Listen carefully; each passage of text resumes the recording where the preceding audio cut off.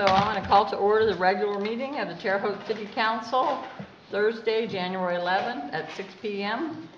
First on the agenda, we'll have a moment of silence and the Pledge of Allegiance led by Councilman Dinkle.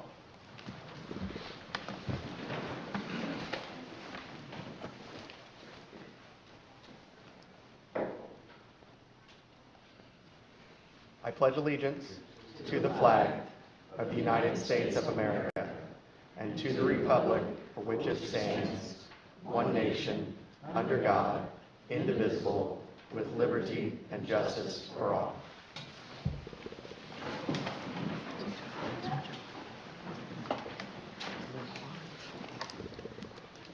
I want to thank everyone for coming out tonight. Michelle, can we have a roll call, please?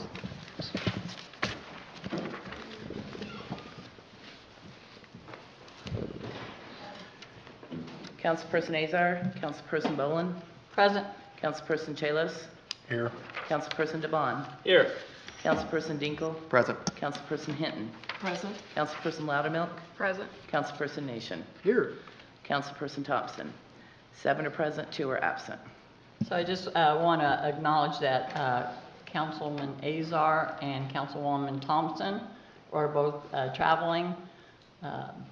Councilman Azar had flight trouble getting back to Terre Haute, and Thompson, she had a long time planned family vacation, so that's why they are not with us tonight.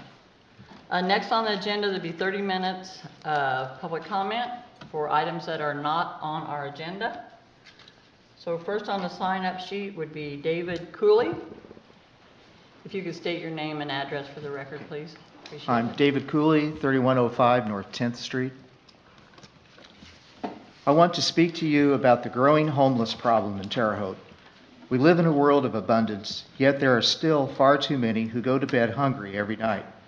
It is our duty as fellow human beings to ensure that no one, no child, no adult should ever have to suffer the pains of hunger. It is moral imperative that we take action to feed the poor and homeless among us.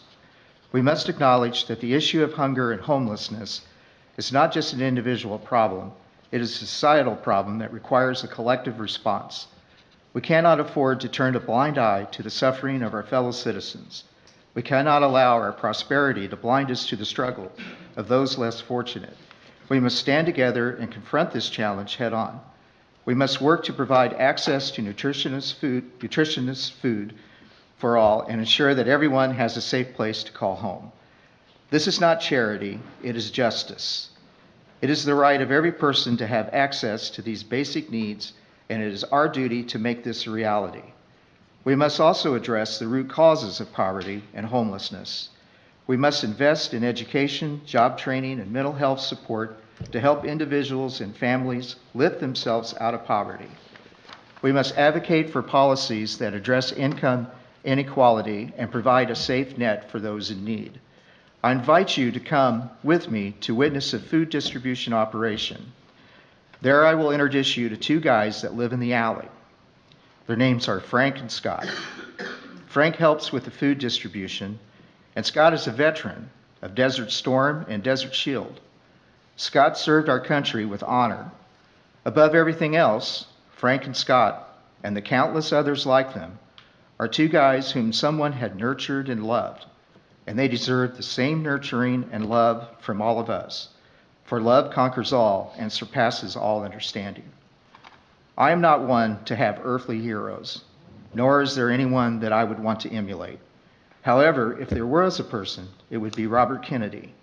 In the words of Robert Kennedy, each time a person stands up for an ideal or acts to improve the lot of others, or strikes out against injustice, they send forth a tiny ripple of hope.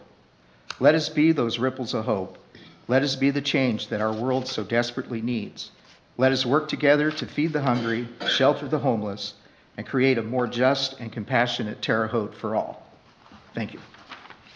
Thank you.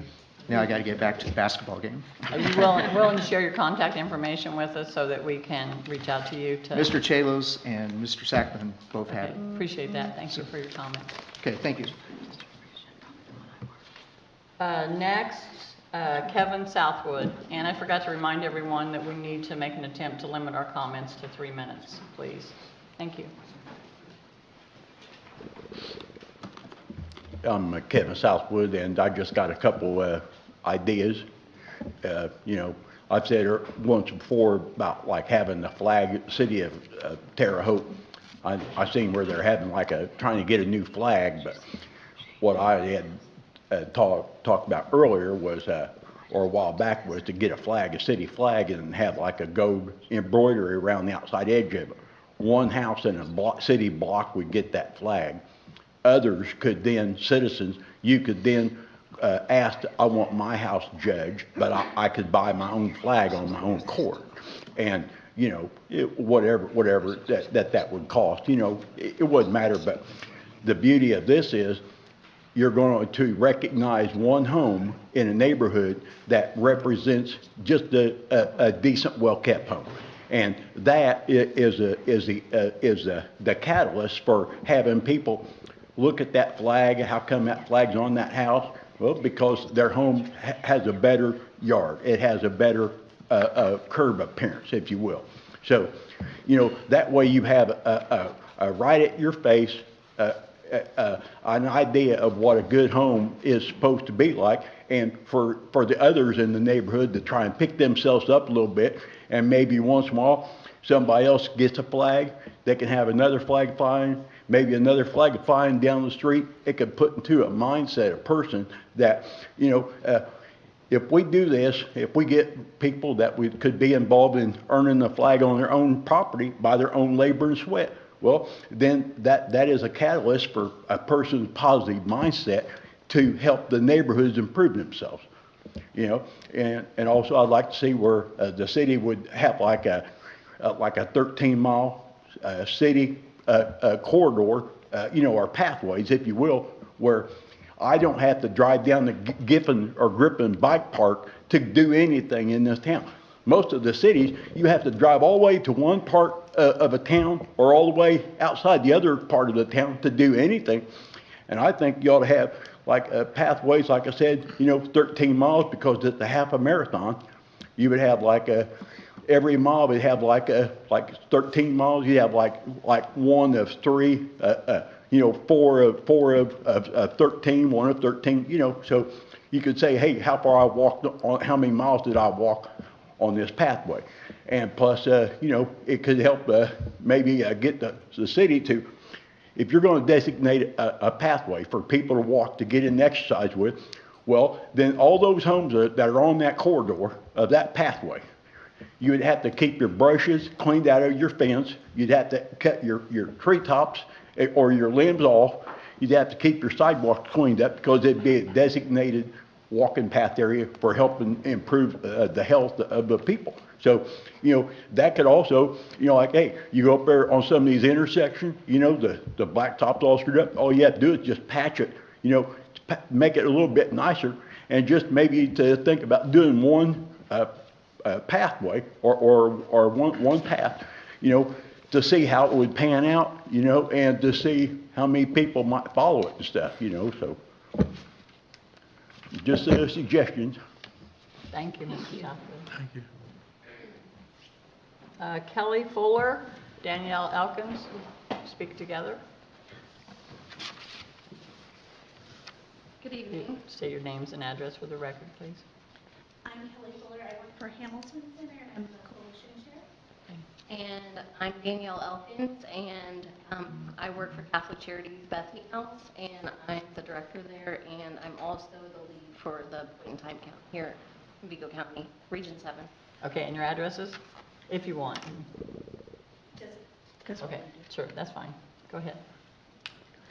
so we were here to talk about point in time. That count is coming up. It's a national count with HUD, which is Housing, Urban, and Development. It's wonderful that the gentleman before spoke so eloquently about homelessness in our community. So this is an annual count, and actually Danielle and I switched roles, so that's why we're here together. She used to be the chair. I used to do this coordination of the point in time. That will be on January 24th. So I don't know if any of the folks are familiar or have heard of the count before. It actually helps to provide services in our community for permanent supportive housing, emergency shelter, rapid rehousing. It identifies the needs. This count is actually a little bit different though because it's a HUD criteria, so it has to be people on the streets, people in non-habitable places. So that's where we'll have people at Pathways is going to be the hub, and then we'll have people at the transit stations all out doing outreach within the city, the soup kitchens. So it's quite a big undertaking that we take. So we just kind of wanted to make you guys aware of this, and if you want to talk about any of the details. So it's a snapshot of the homeless individuals on one day. They give us one day to do this. That makes it very hard. So we've also adopted a summer count, which has been very helpful on projecting the numbers here in Vigo County. It's a broader count. Yeah, it's a broader count. It's much larger numbers, the more realistic numbers that we see in the summer. But we just hope that you guys know the issue at large and maybe volunteer, get involved, come out and see what we're doing on January 24th. We do, on a side note, have the warming center opening up for those persons that are displaced. We're asking for volunteers. There will be a link on the website for Pathways. Right now, Reach Services is the one that houses that program, but we need the community. We need volunteers to come in and do 2-hour shifts. So anybody that you could recommend to come in and help with meals or just talking to the people. It's a great experience for people to come in and actually interact with folks and kind of hear their stories. The 2 gentlemen he was talking about I met the other day. So it would be good if you have the opportunity to come in and help. It'd be great to see all of you there. Madam President? Councilman Just for Kalos? the record, what is that website, in case somebody watches later? What's the? It's Pathways website, and it's on Facebook. Okay. And I think there's also a link on the actual Reach Services website too, that you Okay. can get to it. So we appreciate your time. Councilwoman sorry. Loudermilk? I just have a question. Is there certain times that you need those volunteers? I mean, like That's what we shifts? put an Excel sheet up there. It Okay. kind of gives a description of different jobs you can do, and then 2-hour to 4-hour shifts, whatever you can do, and it's 24/7. We could be open tentatively until Friday, depending on the weather, because we don't want anybody to die. And there have been people in the past that have, so it's very important. Are you also asking for volunteers for the point in time count? Or do you have those all? Pretty good. We're pretty covered, but it doesn't Okay. hurt to come out and shadow to see what we're doing, to maybe possibly get involved in the next years to come. Can you recall what the count was in 2023? It was around 269. It's a different count because that's where they Yes. do a HIC count so the emergency shelters are all pulled. Bethany House, Lighthouse Mission, all those numbers are pulled from the HMIS system, which is the data collection that they use statewide. So the numbers, we have a big variance in the numbers in the summer because there we don't have that strict criteria. We actually try to get people who we know are couch surfing and things like that. So that's where you'll see that different number. Okay. Thank you very much. Thank you. Next, Ileana Blaine. I probably got that wrong. If you could correct me. that That's you're- all right. It's Eliana. Okay. Or I go by Ellie is great too. Okay. And your address for the record? 9 Douglas Place in Lincolnshire. Go ahead. It is an honor to be here in front of you today, and I am here solely in my capacity as a concerned and grieving citizen and resident of Terre Haute. Today is an historic day for the world. Today, South Africa presented oral arguments before the International Court of Justice for their case against Israel regarding the genocide of Palestinians in Gaza. Now that you know the topic of my comments, you may be inclined to stop listening. Please continue to listen. You may think the war on Gaza has nothing to do with our city, and I earnestly ask you to understand it has everything to do with our shared humanity and matters deeply to many of your constituents. I implore you to take some time out of your day today to watch some of the compelling evidence of genocidal intent presented today. Really listen and reflect on what it means at home and across the globe. Let me make my comments perfectly clear. I do not support any act of violence committed by Hamas on October 7th. It is critical that we each seek to understand that critique of the Israeli government and military actions at this time are not inherently anti-Semitic. Please do not take my comments in any way as a justification of violence. I am also not naive about the harsh realities of war, including civilian casualties. I believe there is no justification for the scale and nature of Israel's military response. And to echo U.S. Defense Secretary Lloyd Austin, Israel risks strategic defeat unless it protects civilians in Gaza. The military response must end so that political and social responses and negotiations can proceed. Night after night, for weeks on end, as I put my young son to bed, I've watched the most horrific live footage from Gaza of children literally torn apart by Israeli bombing, and an entire population suffering from cold, lack of food, water, sanitation, and access to basic medical care, and I am not sensationalizing this situation. Hospitals, schools, refugee camps, civilian homes, journalists, and supposed safe zones have been targeted at an alarming rate. 23,000 people have been killed, which is 40% of Terre Haute's population, and 75% of whom are women and children, with over 25,000 children having lost one or both of their parents. As public servants, you have a duty to uphold the rights of all individuals within our community at every decision point within your control. It is our collective duty to do this, and I have the privilege of closing my screen. I have the privilege of speaking to you now in what I believe to be a measured and respectful way. I'll conclude my comments with 2 requests. Please engage. Please do not turn away. Look and listen to the daily atrocities shared by Palestinian press on the ground. And 2, please adopt a resolution calling for a permanent ceasefire, as other city councils, some of which in the Midwest, have done. This would both condemn the atrocities on October 7th, call for a hostage release, and stand against the violations of international humanitarian law by Israel in Gaza. And I would be happy to work alongside you all and other constituents to craft such a resolution. Thank you so much for your time today. Thank you, Ellie, for your comments. Madam President. Ellie, Ellie, Councilperson. thank you for speaking for peace. I'm proud of you. Thank you. I appreciate that. Thank you.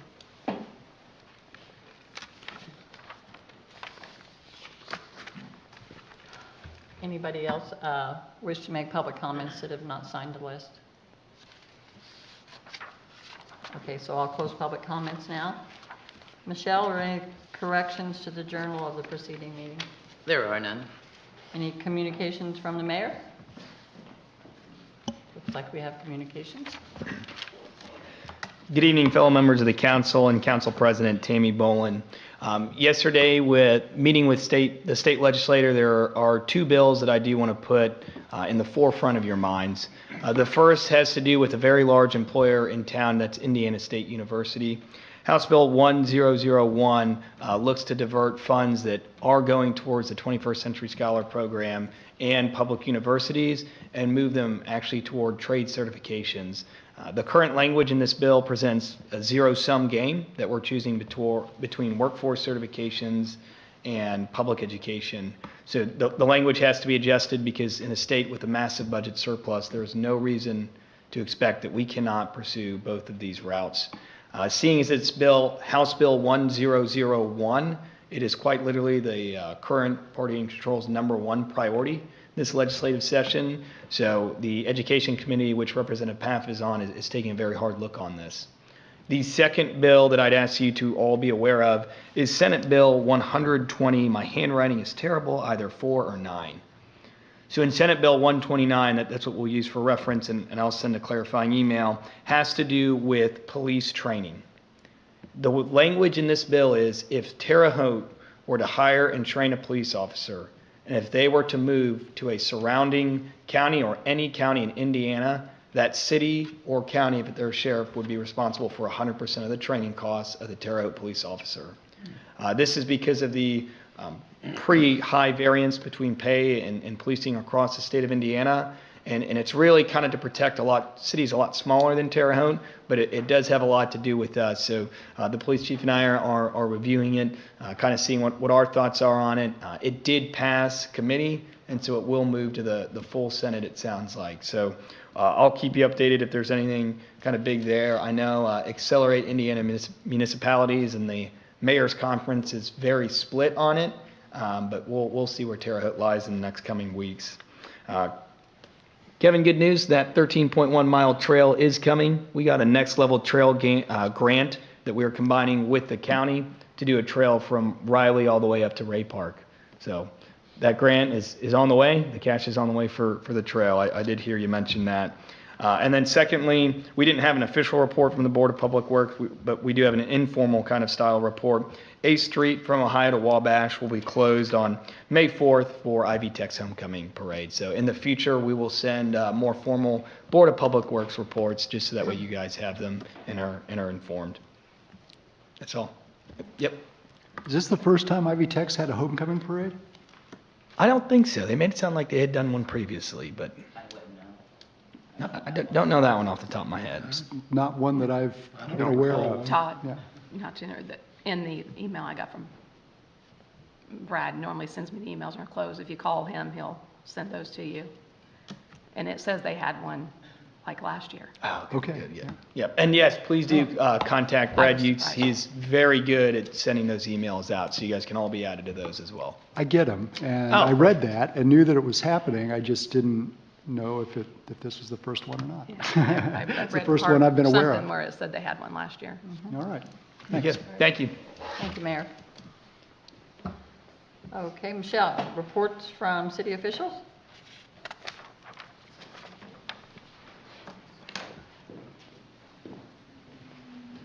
Hello, President, Vice President, members of the council.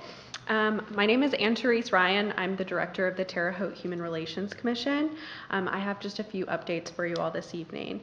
The Human Relations Commission finalized our Title VI implementation plan last week, and Mayor Sackbun signed it on January 3rd. I sent a digital copy to each of you in advance of this evening's meeting, and then there should also be a printed copy at each of your tables. It can also be accessed to the public on the Human Relations Commission webpage. If you're unfamiliar, Title VI of the Civil Rights Act prohibits discrimination on the basis of race, color, national origin, and programs receiving federal financial assistance. The Title VI implementation plan is a requirement as a subrecipient of federal financial assistance, and the plan acts as a standard operating procedure to ensure compliance with Title VI and the Americans with Disabilities Act. This plan will be reviewed and updated annually. It's a living document, and we can update it, throughout this year if necessary as well. Please let me know if you have any questions about it, would like to have a meeting about it. We have submitted that through the transit system to ensure that they are up to date with their federal funding through NDOT. I also wanted to invite you to our upcoming Dr. Martin Luther King Jr. celebration. The Human Relations Commission has partnered with the Vigo County History Center and the Greater Terre Haute NAACP branch to host a Dr. Martin Luther King Jr. Day panel on Monday, January 15th at 6 p.m. at the Vigo County History Center. The panel discussion will feature 5 panelists, including Reverend Terry Clark of St. Paul Missionary Baptist Church, Professor Gary Daly, Dr. Ann Durazio, Dr. Mary Howard Hamilton, and Mayor Brandon Sackbun. I hope you will all be there, and I'm looking forward to it. Thank you. Thank you.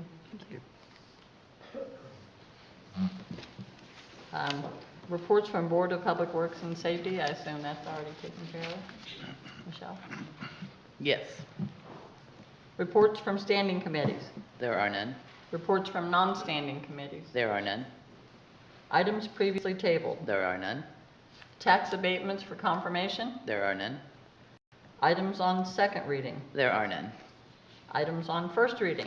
Appropriation 1, 2024, $75,000 from General Fund 0101 to Board of Public Works, Director 0101, 007, 01412002.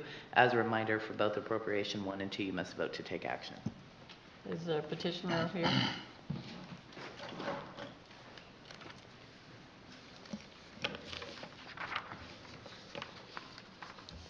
Good evening, Council President Bolin and fellow members of the City Council. So I'm briefly just going to talk over this one and kind of explain the reason why. You see in almost every other Class 2 city, there are several positions that the Terre Haute Mayor's Office does not have. The Chief of Staff, the Deputy position, and the Director of Public Works. Essentially, what we're trying to do is consolidate two of those positions, the Chief of Staff and the Director of the Board of Public Works, into one position here in the city of Terre Haute. The Director of Public Works is going to be charged with many duties, including synchronization and collaboration of our departments like the Street Department, Cemetery, Wastewater, Parks, and having conversations with Public Safety as well. Why is this so important?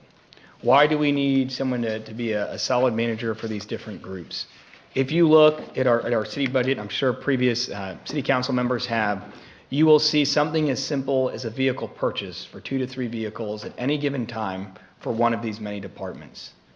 A failure to collaborate has led to a routine pattern where a purchase is made here or there instead of consolidating our purchase power and working together as a team. Over the past 9 days alone, we've already started to work together, the Code Enforcement, Street Department, and Wastewater. I'm sure you've seen the neon shirts out there sweeping the drains before storms. That type of mindset, that type of attitude does need another leader in City Hall. And that is why I come before you today for a $75,000 transfer from the general fund to the Board of Public Works Director, and the number is there as follows. The total compensation for this after benefits comes out to $92,718. Additionally, the mayor's office is going to go down 1 assistant starting in February. So funds from that line item will be used to offset the benefits portion of this salary. And then in 2025 and beyond, we'll continue to revisit this position. The bottom line is we are in need of more assistance here in City Hall to kind of further execute the vision that we have. And I'm here for any questions. We've got the controller as well, City Legal, and then our candidate for the Director of the Board of Public Works, Jesse Tohill. We will ask for public comments first, and then council comments will follow. Does anyone have any comments?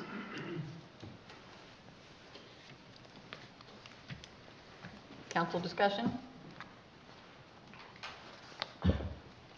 Madam President. Councilperson Nation? Brandon, I think it's great that you're building your team and restructuring your office. These are some of the voids that have developed over the last couple of decades, and I'm fully supportive of your plan to try to fill them. I yield. Anyone else? Council President. Councilwoman Loudermilk? I just have one question. Do we have a job description for this job, though, if it's getting rid of the other?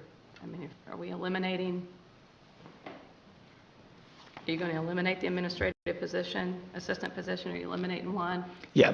So then the job description in and of itself, we are finalizing the verbiage, which is combining the Chief of Staff and Director of the Board of Public Works. So I work a lot with AIM, Accelerate Indiana Municipalities, and they're sending me their kind of best fit with the combination of those two. So instead of just reading one of the two positions, they said, let's take a look at it, give you an exact verbiage of what we recommend, and I'll have that sent over to you guys as well.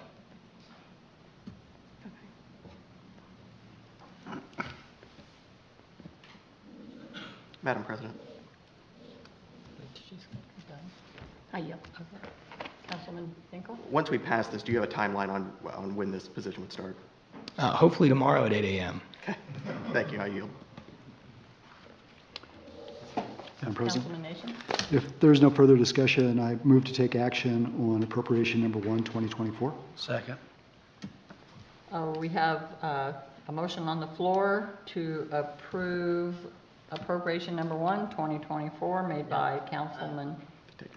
To take action, I apologize. We have a motion on the floor to take action on appropriation number 1, 2024, made by Councilman Nation, seconded by Councilman Chalos. All those in favor? Aye. Aye. Aye. Opposed? We can now move on to approve appropriation number 1, 2024. Madam President, Councilman Nation? move for approval of appropriation 1, 2024. Second. Councilman Nation has voted to approve appropriation number 1, 2024, seconded by Councilman Chalos. All those in favor? Aye. Opposed? Appropriation number 1, 2024 is approved. Next item on the agenda. Appropriation 2, 2024, $38,021 from EMS non-reverting 0270 to data entry clerk EMS 0270-002701-412171. As a reminder, you must vote to take action. Petitioner? Madam President, council members, Derek Scott, Fire Chief, Terre Haute Fire Department. During my transition, I learned about a data entry clerk that's been paid out of service contractual from a temp service. During our transition, I picked my team, and as any team coach, we have great team members who have a little more experience in this, so I'd like to introduce you to Deputy Chief, EMS Operations, Diana Luther. Thank you, Madam President and the council members for having me here. Back in October of 2022, we did a temp hire of Morgan Keith. She came in as a secretary for our EMS division. At that point in time, we had approximately 7,500 billable EMS runs, and we were down significantly, anywhere from 600 to 1,000 runs, depending on the month that we were dealing with. As many of you know, EMS funding or EMS billing is what provides our revenue for capital expenditures. For example, our fire trucks, our ambulances, and any of our very expensive equipment. With that being said, the longer that we take to bill for these runs, the longer it takes us to receive that revenue, which is why we had her on a temporary basis. Since that time, we have increased our runs, our EMS billable runs, by about 1,400 runs. That is really difficult to do for one person to do. I would like to state that we are caught back up on our billing, and we are billing at the appropriate times now.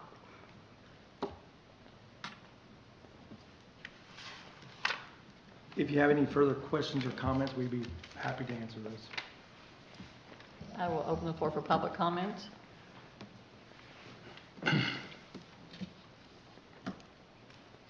Council discussion?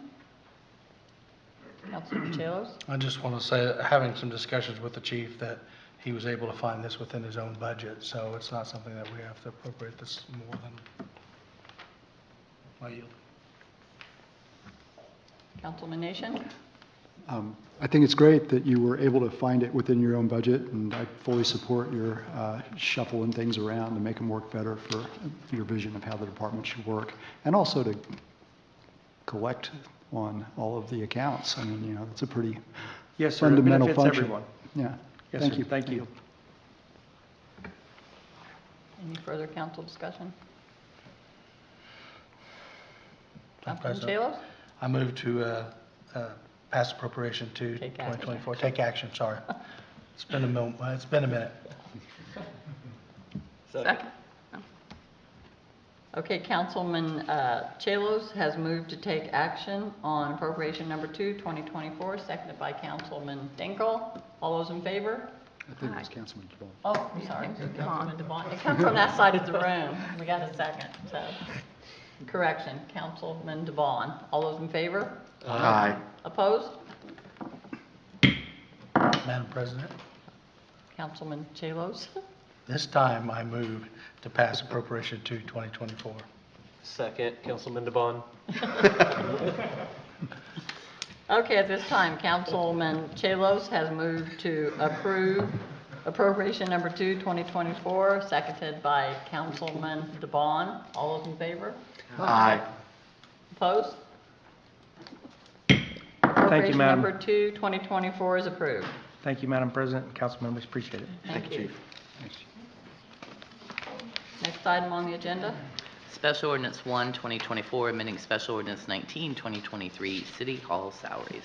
Again, you must vote to take action.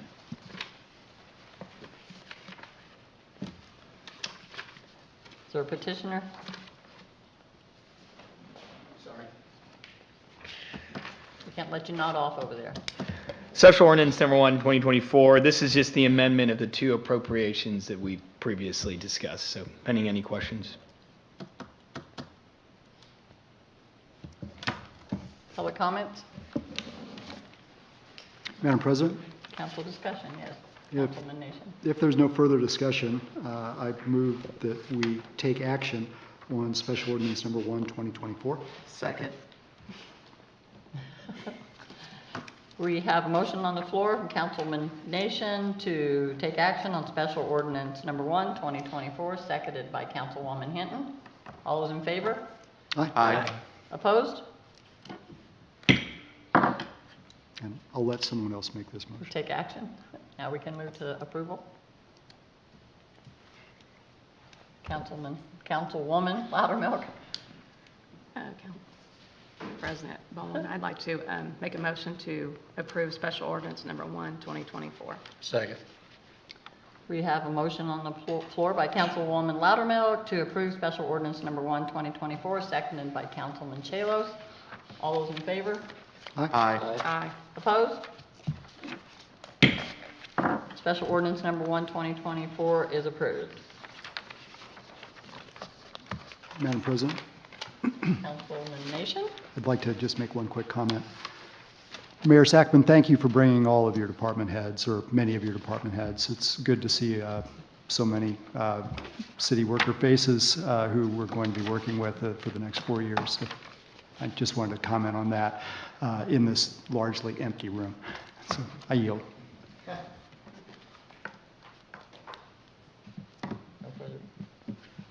Nothing else on the agenda? We don't know what to do with Madam it. President. So if there's no further discussion, then I move that we adjourn. Second. Councilman Nation has moved to adjourn the meeting, seconded by Councilwoman Loudermilk. All those in favor of adjournment? Aye. Anybody opposed? Meeting is adjourned. Thank you all for coming and for your comments. I was afraid we were going to be stuck here till George got back. Everybody's looking at each other. Nobody knows what to do when George is here.